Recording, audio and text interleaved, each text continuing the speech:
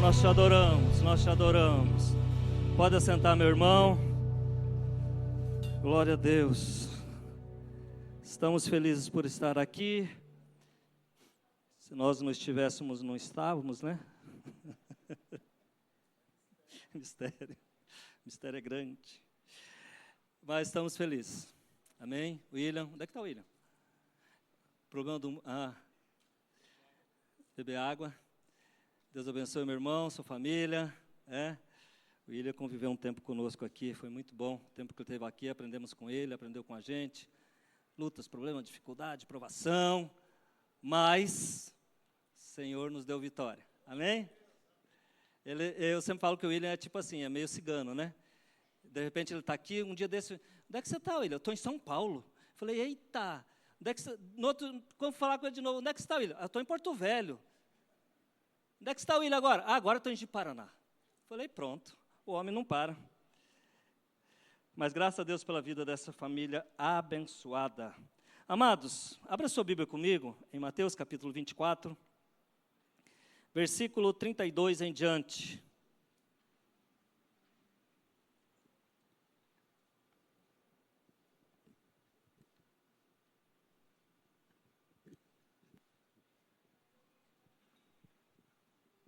A Bíblia fala sobre a parábola da figueira e a exortação à vigilância.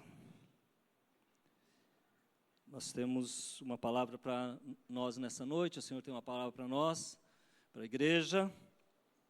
Diz assim: aprendei, pois, a parábola da figueira. Quando já os ramos se renovam e as folhas brotam, sabei que está próximo o verão. Assim também vós, quando virdes todas essas coisas, sabeis que está próximo às portas. Em verdade vos digo que não passará essa geração sem que tudo isso aconteça. Passará os céus e a terra, porém as minhas palavras não passarão. Mas a respeito daquele dia e hora, ninguém sabe, nem os anjos dos céus, nem o Filho, senão o Pai. Pois assim como foi nos dias de Noé, também será a vinda do Filho do Homem. Porquanto, assim como nos dias anteriores ao dilúvio, comiam, bebiam, casavam, andavam-se em casamento, até o dia em que Noé entrou na arca. E não o perceberam, senão quando veio o dilúvio, o levou a todos, assim será também a vinda do Filho do Homem. Então 2 estarão no campo, um será levado, e um será tomado, e outro deixado. 2 estarão trabalhando no moinho, uma será tomada, outra deixada. Portanto, vigiai, porque não sabeis o dia nem a hora que vem o Senhor. Mas considerai isto: se o pai de família soubesse a hora que viria o ladrão, vigiaria e não deixaria que fosse arrombada a sua casa. Por isso, ficai também vós apercebidos, porque a hora em que não cuideis, o Filho do Homem virá. Amados, nós estamos vivendo um tempo em que parece que sabemos de tudo, ou pelo menos a princípio queremos saber de tudo, né? Temos informações de todos os jeitos, de todas as formas, em todas as suas características, na mídia escrita, falada, televisionada, enfim. E algumas informações que eu vou trazer para os irmãos aqui nessa noite, são informações que você vai achar por aí sim. Em algum lugar, você vai achar essas informações. Mas eu preciso falar dessas informações para você, para que você tenha noção. E para que você seja, e para que, eu não vou usar o termo você, mas para que nós sejamos despertados em relação a muitas coisas que estão acontecendo, há muitas coisas que estão ocorrendo, e nós estamos aqui meio desapercebidos em relação a esses acontecimentos. Primeira situação que o Senhor deixou bem claro para nós é que daquele dia e hora ninguém sabe. 1982, teve um pastor, eu já falei isso aqui, mas é só para nós trazermos uma memória. Ele falou que em 1982 Jesus voltaria. Furou, bugou, não deu certo, estava errado. Isso faz anos já, né? Quase 40 anos. E houve uma preocupação generalizada da população em relação a isso. 2012, também alguém falou que haveria uma catástrofe em 2012 e tal, e a coisa ia ficar difícil para todo mundo, e provavelmente Jesus estaria voltando nesses dias. Também deu nada. A princípio ninguém sabe, a não ser o Pai, a não ser o próprio Deus, sabe, porque as tentativas de previsão, e essas são as duas que eu sei que tem mais por aí, né? Sei que tem mais. Então ninguém sabe a hora nem o dia. Segundo, se você pensar um pouquinho, se nós pensarmos um pouquinho, nós vamos perceber que nós podemos ser surpreendidos. Nós podemos ser surpreendidos. A Bíblia deixa bem claro isso, quando ele fala, olha, nós podemos ser surpreendidos com relação à volta de Jesus. Há a possibilidade de nós estarmos surpreendidos, ou seja, de nós estarmos distraídos com algumas coisas. A distração do mundo, a distração ou as distrações que o mundo nos oferece, elas são reais, tá? Elas são verdadeiras. E oferecem essas distrações para nós, e nós podemos sim ficarmos distraídos em relação a isso. E o terceiro ponto, que é da minha introdução, é que estão acontecendo casos importantes na Terra hoje. Estão acontecendo coisas importantes na Terra hoje. E aí você pode dizer, mas eu sei desses casos, eu sei dessas preocupações, eu sei de tudo isso, eu também sei. Mas nós precisamos estar atentos a isso. A igreja, ela precisa estar atenta a essas coisas para nós não sermos surpreendidos. Quando Jesus fala, olha, lá em Mateus, capítulo 16, versículo 3, fala assim, compreendeis a face dos céus e não sabeis discernir os tempos. Então, às vezes, nós olhamos para o céu e falamos, olha, vai chover hoje. Hoje não vai chover, se bem que está todo mundo querendo que chova, né? Mas, enfim, vai chover hoje, não vai chover hoje. Nós conseguimos discernir o tempo.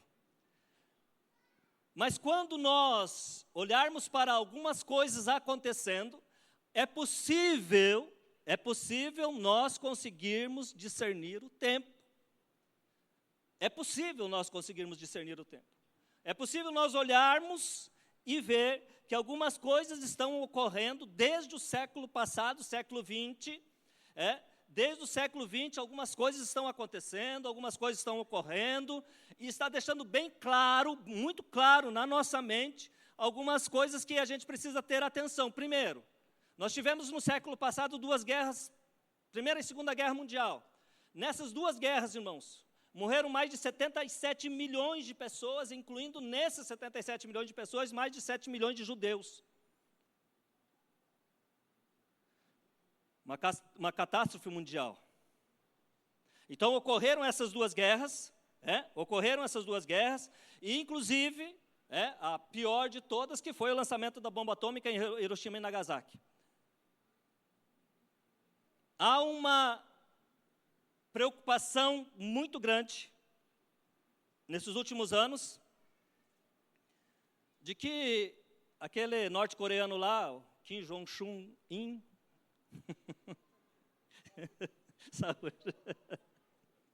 aquele mesmo,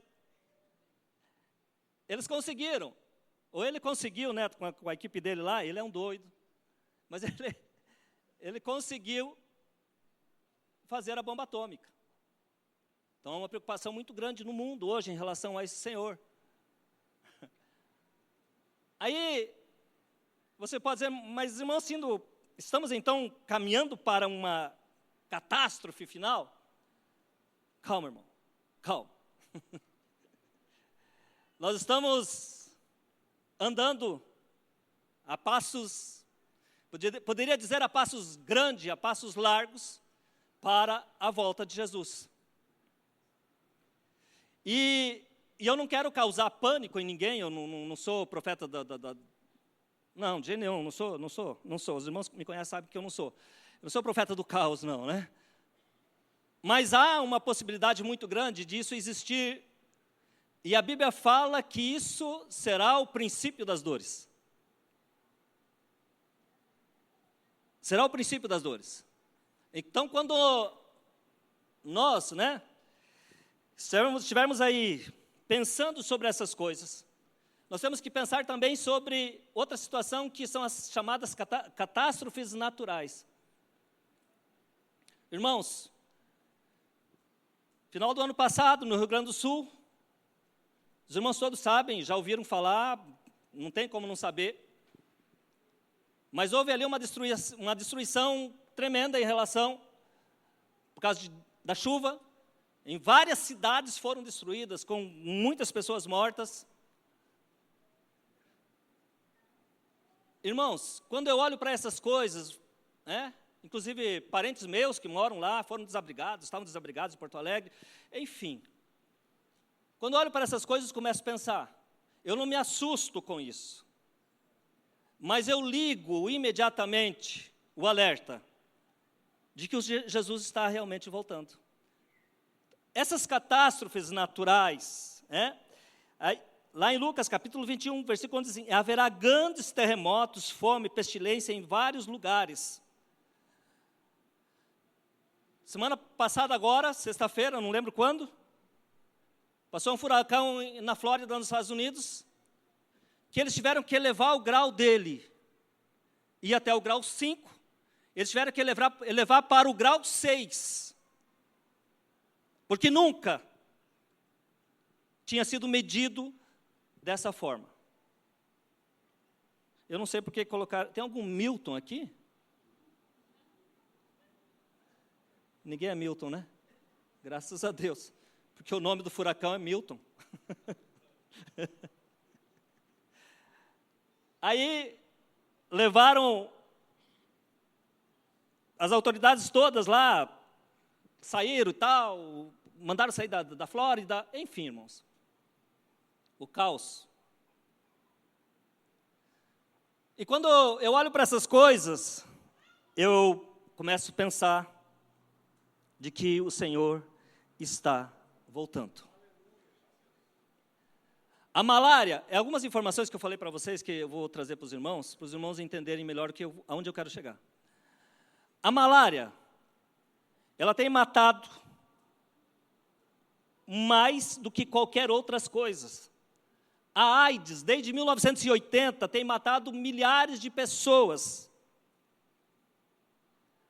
A Covid-19 matou 15 milhões de pessoas no mundo, 1,8 milhão mais ou menos no Brasil. São tragédias. Peste. E quando nós estamos falando em peste, amados, nós não podemos fugir a algumas coisas que estão no nosso meio. Inclusive aqui, na igreja, Avivamento Bíblico, algumas pessoas foram mortas do nosso meio com a Covid-19. Então, quando eu olho para isso, mais assenta no meu coração de que o Senhor, Ele está voltando. De que o Senhor está prestes a voltar. E quando eu olho ainda, amados, para o aumento do pecado, aí você pode dizer, irmão, sim, do pecado existiu sempre no mundo, e nós temos um discurso muito bonito em relação a isso. Há um discurso assim bem característico, não, porque o pecado sempre existiu, Sodoma e Gomorra e tal, e vai daqui, vai dali. Mas na verdade, nos últimos tempos o pecado lhe aumentou significativamente, e ainda pior, amados, é que parece que algumas pessoas não estão se dando conta disso. Parece que algumas pessoas ainda não despertaram para isso.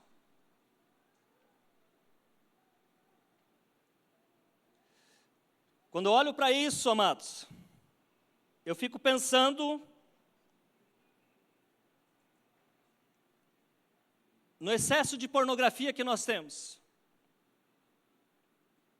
Quando falo nós temos, irmãos, é porque seus filhos têm acesso a isso diariamente. Fica esperto.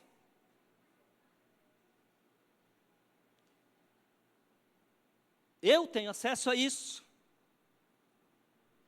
Se eu quero, todo dia. Fica esperto. Fica esperto, Alcindo. O aumento da pornografia, fornicação, adultério, violência. Esses pecados, irmãos, que antes eram coisas assim, totalmente repulsivas, inclusive no meio da igreja, elas parecem que se tornaram assim meio que tudo bem, não tem problema. Ouvimos aqui nessa noite que nós precisamos tomar posição. Eu e você. Já ouvimos aqui nessa noite que nós precisamos nos posicionar diante das situações e diante das circunstâncias. Nós, eu e você, precisamos nos posicionar. E aí quando nós olhamos para outra situação que ninguém mais reconhece, parece assim que uma coisa para que eu não estou, agora eu estou falando fora daqui das quatro paredes, nós, igreja, mas parece assim que ninguém mais reconhece o pecado. E parece que ninguém mais reconhece a palavra. Vou usar de ontem à noite, Henrique.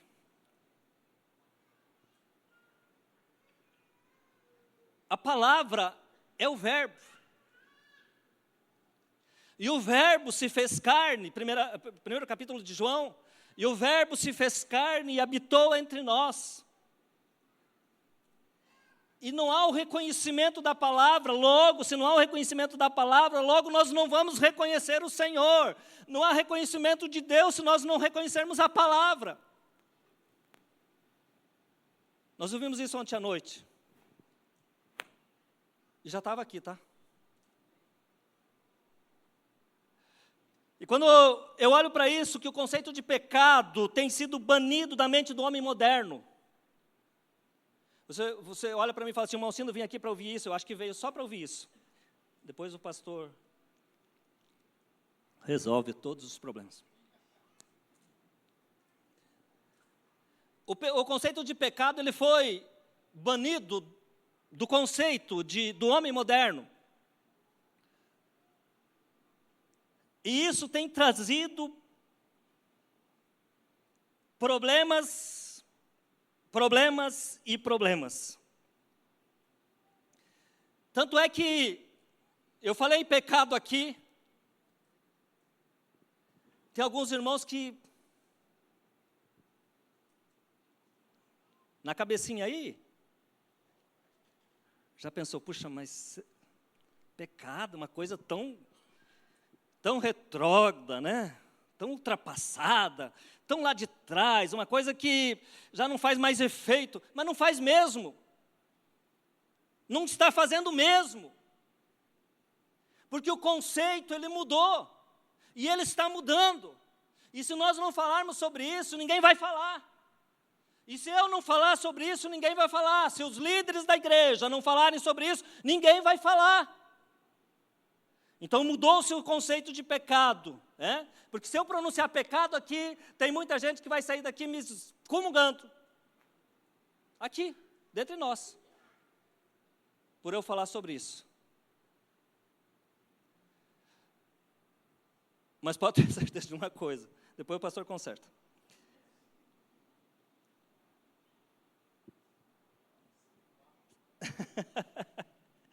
Se pensávamos que a hipocrisia era a maior manifestação de pecaminosidade, enganamos completamente. Se achávamos que alguém pratica escondido aquilo que condenava publicamente, era terrível. Porém, mulheres de renome agora se gavam dos seus fatos pornográficos. Irmãos, não tem as crianças estão aqui, elas não estão entendendo isso, né? Mas os irmãos já ouviram aquela senhora que o próprio filho dela filma as suas taras sexuais? Já ouviram. Com certeza já ouviram falar. E atenção. Atenção. Ela disse que vai ser pastora de uma igreja. Então fica esperto. Fica esperto do que você está ouvindo por aí. Fica esperto de quem você está ouvindo. Quais as pessoas que você está ouvindo. Se você tem uma vida digna, limpa, íntegra, reta diante do Senhor. Se a pessoa que está falando para você, o que está te exortando, o que está falando para você, ela tem uma vida digna, reta, íntegra perante o Senhor. Se essa pessoa tiver, dê crédito. Mas se não tiver, não dê crédito. Porque o que nós temos visto por aí é isso. Enfim. Nós temos visto por aí isso, amados. Que muitos sem nenhum crédito estão levando o nome, estão levando algumas coisas tipo pastor fulano de tal, presbítero fulano de tal. Quando você vai ver a vida do cidadão, a vida, você vai fazer um levantamento do BO dele. Infelizmente não dá para acreditar não. Não dá para você dar crédito a essa pessoa.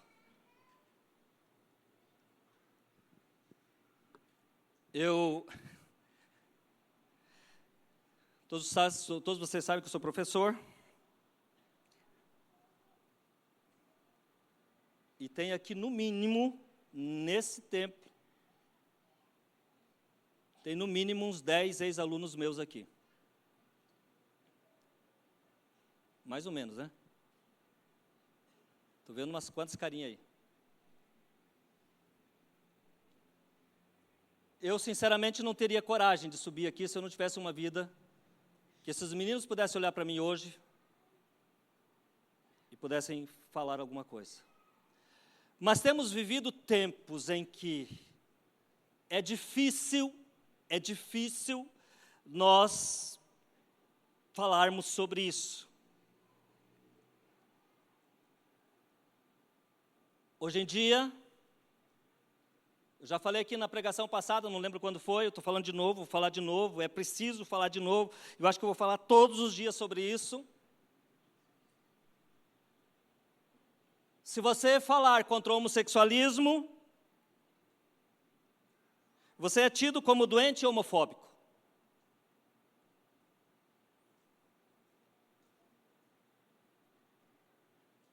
E houve um silêncio na terra.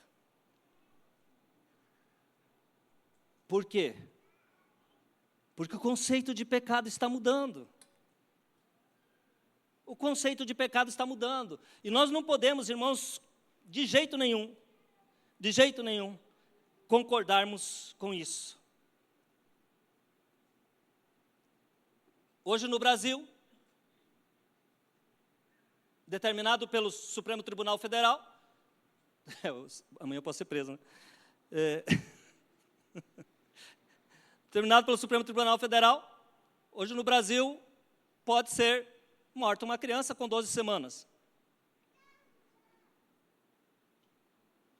Pode.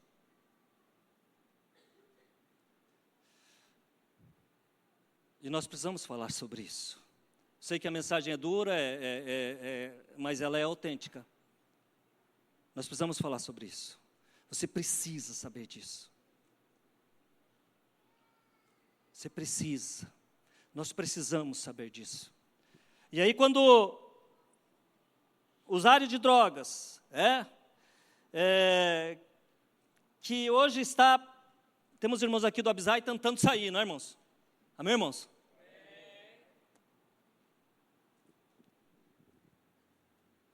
Olhem para esses jovens da igreja. Olhem para esses meninos aqui. Olhem para eles. Eles já passaram pela mesma situação que vocês passaram e foi oferecido para vocês as mesmas coisas que foram oferecidas para vocês e eles aceitaram. E hoje eles estão ansiosos para sair dessa situação, dessa vida em que foi levado ao sacrifício, sacrificou família, sacrificou casa, tudo, a própria vida profissional, seja lá qual for. Olhe para eles. Quando alguém te oferecer alguma coisa lá na escola, jovem, olhe para mim agora, o jovem aí, por favor. Isso. Quando alguém te oferecer alguma coisa lá na escola, diga não. Diga não. Você tem autoridade para dizer não. Foi dada autoridade para você dizer não.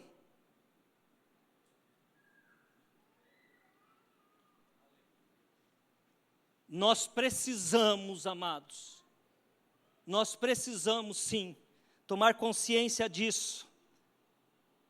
Tomar consciência disso. E aí tem muitas outras coisas. Algumas coisas eu coloquei aqui. A multiplicação do conhecimento. Irmãos, o tal do conhecimento, se usado para o mal, ele é terrível. Mas ao mesmo tempo que o conhecimento usado para o mal é terrível, a Bíblia fala que a falta de conhecimento é que leva nós a pecarmos. É que leva nós a nos distanciarmos do Senhor. A falta de conhecimento é que leva nós a errarmos, às vezes, até mesmo sermos iníquos diante de Deus. A falta de conhecimento. Erreis por não conhecer as Escrituras.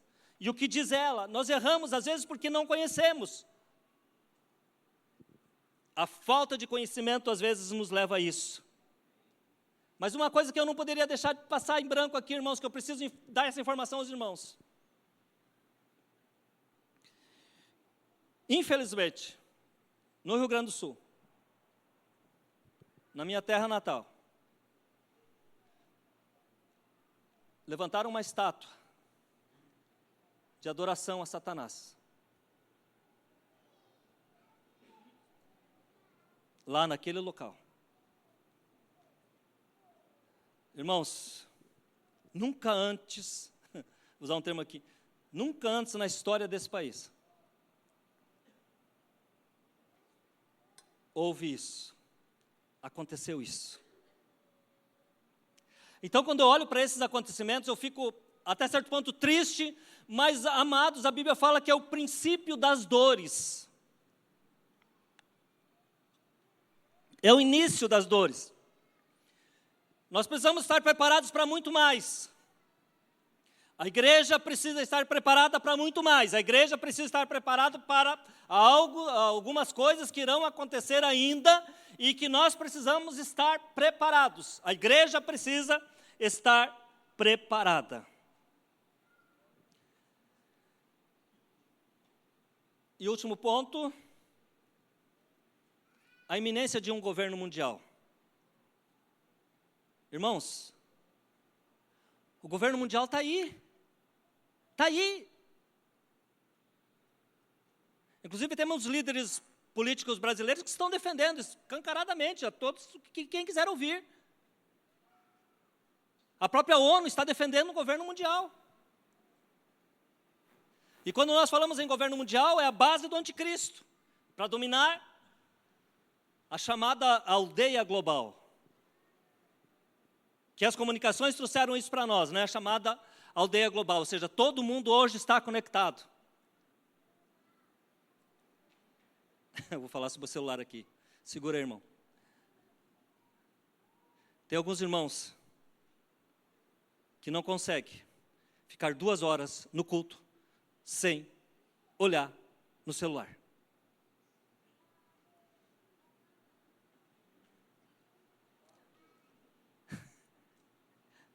Por favor, amado. Estava ouvindo um vídeo essa semana, e o vídeo falava assim: o que mais está destruindo a humanidade é esse bichinho aqui. O ser humano está nos destruindo.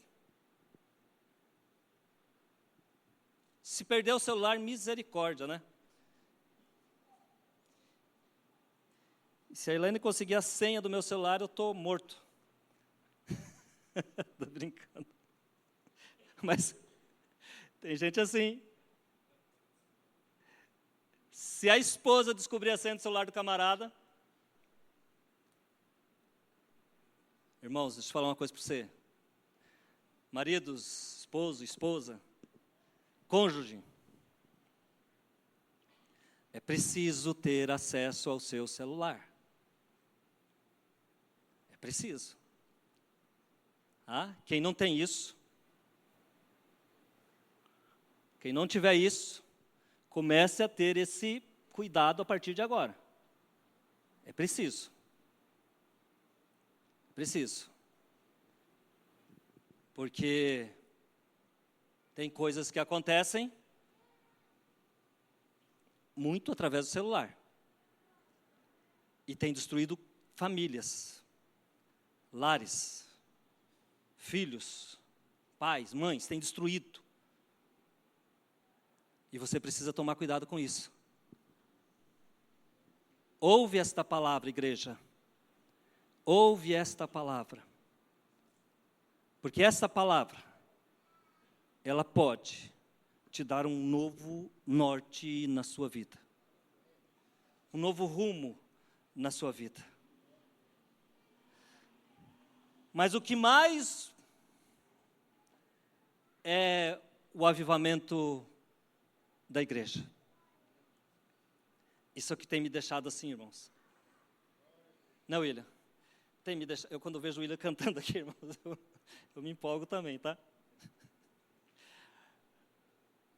O que mais me deixa feliz é que há um movimento na igreja, há um movimento dentro da igreja, aonde nós podemos chamar, sim, de um movimento espiritual, despertando a igreja para esse tipo de coisa, um avivamento pentecostal, como falou lá a Bíblia fala, nos últimos dias, diz Deus, derramarei do meu espírito sobre toda a carne. Há movimentos de avivamentos no mundo inteiro. E nós podemos, como igreja, profetizar sobre esta cidade, apesar de tudo isso que nós ouvimos nessa noite, que é uma realidade. Nós não podemos fugir de uma coisa ou deixar uma coisa de lado, ir para outra e falar, não, nós vamos correr só para esse lado. Não, nós temos que saber as duas coisas que estão acontecendo. Isso é em paralelo. O avivamento da igreja e o aumento do pecado. O avivamento da igreja e o aumento das configurações para o governo do anticristo, o avivamento da igreja e o aumento enfim, o ressurgimento de Israel, o que seja. Mas eu quero que os irmãos entendam que a igreja está sendo avivada sim, e é preciso que você entre nesse avivamento. É preciso que você vá, pode ser na onda do avivamento, mas uma hora o Senhor vai te tocar. Uma hora o Senhor vai te pegar. Uma hora o Espírito Santo vai te pegar e vai falar, não, é você mesmo que eu quero. Porque quando nós entramos na onda do avivamento, irmãos, não tem como nós fugirmos dela. E a igreja está sendo avivada. A igreja tem passado a viver uma nova dimensão de poder. Mas para isso, irmãos, nós precisamos entender que nós estamos enfrentando dias difíceis. porque senão nós estamos só na onda do avivamento, porque avivamento, avivamento, avivamento, mas nós estamos enfrentando os dias difíceis, e esse avivamento é para nós enfrentarmos os nossos dias difíceis. O avivamento é para nós dizermos: Senhor, se é o princípio das dores, eu quero passar com o Senhor, é preciso avivar a minha alma, ter fogo na minha alma, ter paixão na minha alma, ter paixão no meu coração, que o meu espírito esteja completamente ligado ao Senhor o dia e noite, que o meu espírito ele possa estar ligado ao Senhor continuamente. Esse é o avivamento. Irmãos, eu não posso sair daqui, ouvir uma palavra dessa, e tampouco eu me eximir dessa responsabilidade. Mas eu quero que você assuma a responsabilidade nessa noite, porque a igreja de Cristo, ela tem vivido tempos como nunca viveu anteriormente. E isso em Cacoal. Nós não vamos sair da nossa redoma, nós não vamos sair do nosso espaço, nós não vamos sair daqui, mas em Cacoal nós temos vivido um momento de avivamento. Nessa igreja nós temos visto e temos vivido um momento de avivamento. Mas esse momento de avivamento, irmãos, é para você começar do princípio das dores, porque vai vir tempos difíceis. E não sou eu que estou falando, é o Senhor que está falando. Não sou eu que estou falando alguma coisa, mas é o Senhor que está falando. E você pode olhar para mim e falar: irmão Cindo, e agora? Agora, irmãos, agora. Quando Jesus voltar, porventura achará fé na terra? O próprio Jesus fez esse questionamento. Quando Jesus voltar, porventura achará fé na terra? E aí o Senhor, eu confesso aos irmãos que eu fui lá no... irmãos, estou ligado, tá? Lá na IAD, na IA. E eu pedi...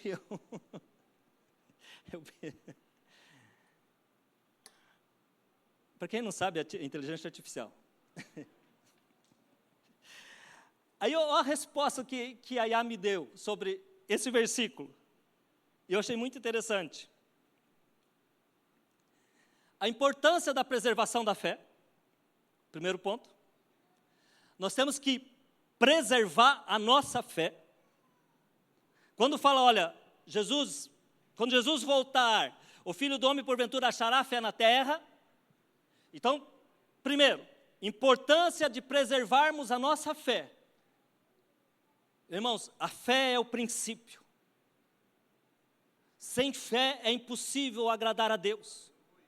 Sem fé é impossível nós nos aproximarmos de Deus. Sem fé é impossível você acreditar nisso tudo que eu falei aqui agora. É pela fé. O Senhor não vai vir e falar para você: não. O Senhor vai usar vai usar você, vai usar todas as pessoas para falar contigo, de uma forma ou de outra. O Senhor vai usar pessoas para falar com a igreja. O Senhor não vai usar outro meio, a não ser pessoas. O Senhor usa pessoas para falar com a igreja. Irmãos, para com esse negócio. O Senhor não vai usar outras pessoas. Ela pode usar o Douglas para tocar aqui e falar contigo, mas Ele está usando pessoas, instrumentos, pessoas. E quando eu falo desse jeito é porque tenho certeza que o Senhor, nessa hora, está falando com alguém. Jesus enfatizou que apesar das dificuldades e injustiças que os fiéis enfrentam, Deus é justo e responderá às suas orações. Se o Filho do Homem encontrar fé e retornar, uma preocupação sobre a persistência da fé dentro da igreja. A igreja precisa ter fé. Mas a igreja, ela precisa estar ligada, antenada. Porque se nós não estivermos ligados, se nós não estivermos antenados, nós perdemos muito daquilo que o Senhor tem para nós. Com a nossa fé, nós vamos ser sustentados diante das tribulações. Com a nossa fé, nós vamos ser sustentados. Você vai poder pisar na cabeça da serpente. Você vai poder colocar as mãos sobre os enfermos e eles serem curados. Você vai poder colocar as mãos sobre os endemoniados e eles serem libertos. É através da nossa fé. E não tem outro meio. Não tem outra forma, não tem outro jeito, mas é através da nossa fé. A nossa fé vai nos sustentar. A vinda de Jesus é a esperança que devemos motivar a fé viva, mesmo em tempos difíceis. E aí eu vou usar de novo a pregação de ontem à noite. O apóstolo Paulo. Por que eu coloquei esse versículo aqui, irmãos? Porque vai chegar momentos. Olha para mim, jovem. Vai chegar momentos em que vocês parecem que estarão sozinhos. Parece que estarão sozinhos. Porque nós somos seres individuais diante do Senhor. Eu não vou ir grudado na Elaine, a Elaine não vai grudado em mim, meus filhos não vão ser grudados em mim, não. Nós somos individuais. Eu sou eu sempre brinco, né? Se eu tivesse mais de um Alcindo no mundo, misericórdia. Mas tem só um. E a forma foi jogada fora.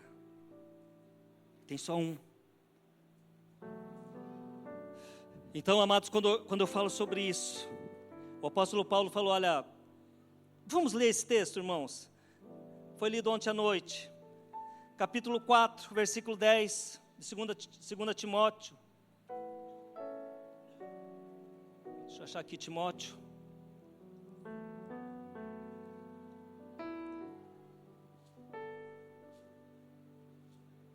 O apóstolo Paulo fala assim, olha, somente Lucas está comigo. Toma contigo Marcos, traze, pois me é útil para o ministério. Quanto a Tíquico, mandei a Éfeso.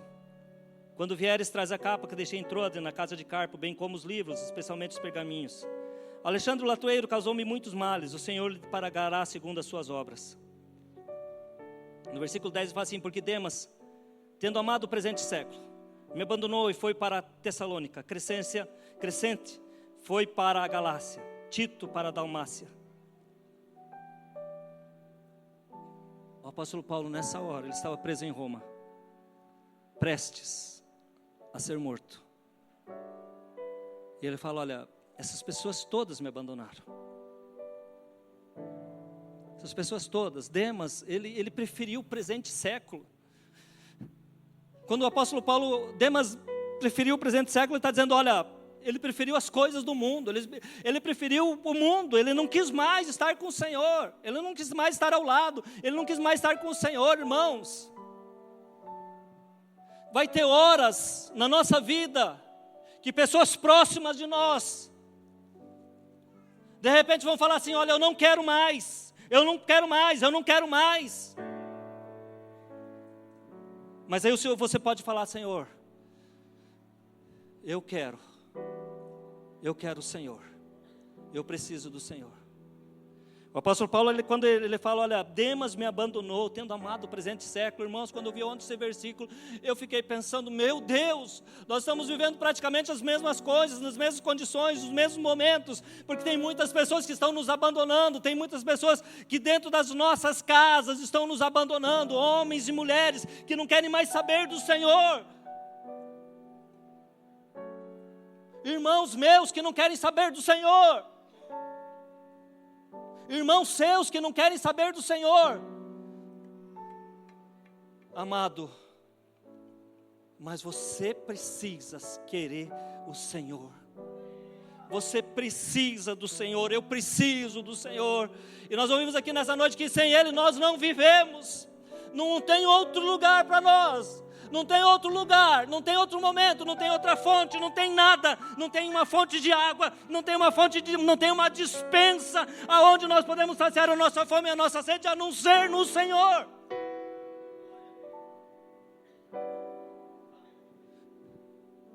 Não prefira amar o presente século mais do que o Senhor. Ame ao Senhor, porque o presente século é isso tudo que eu falei para você aqui agora.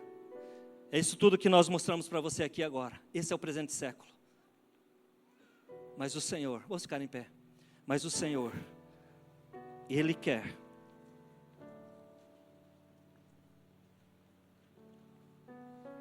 Ele quer abençoar a sua vida. Ele quer fazer algo diferente. Quando eu olho para o apóstolo Paulo, ele fala no versículo 13, ele fala assim, olha, somente Lucas está comigo, toma contigo Marcos e traz, pois é meu último ministério. O cara estava preso, irmãos. Mas ele estava pensando ainda nas coisas do céu. Ele estava pensando nas coisas do alto. Ele estava pensando nas coisas de Deus. Ele estava pensando.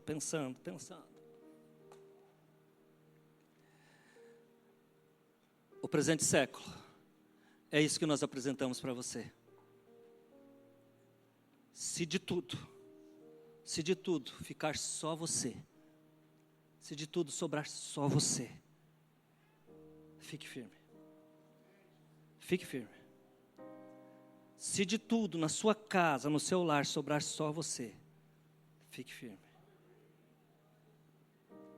Você pode estar sendo mais. Só você. Porque você é individual. Você é quem Jesus chamou para fazer a diferença na terra. E nesse presente século, o Senhor tem colocado ministérios nas nossas mãos. E tem colocado um ministério extraordinário na sua mão. Ah, meu irmão. Deixa eu falar uma coisa para você. Procure saber quem você é em Cristo. Procure descobrir quem você é em Cristo. E quando você descobrir quem você é em Cristo, muitas coisas vão mudar na sua vida. Muitas coisas. E mesmo que ninguém esteja do seu lado,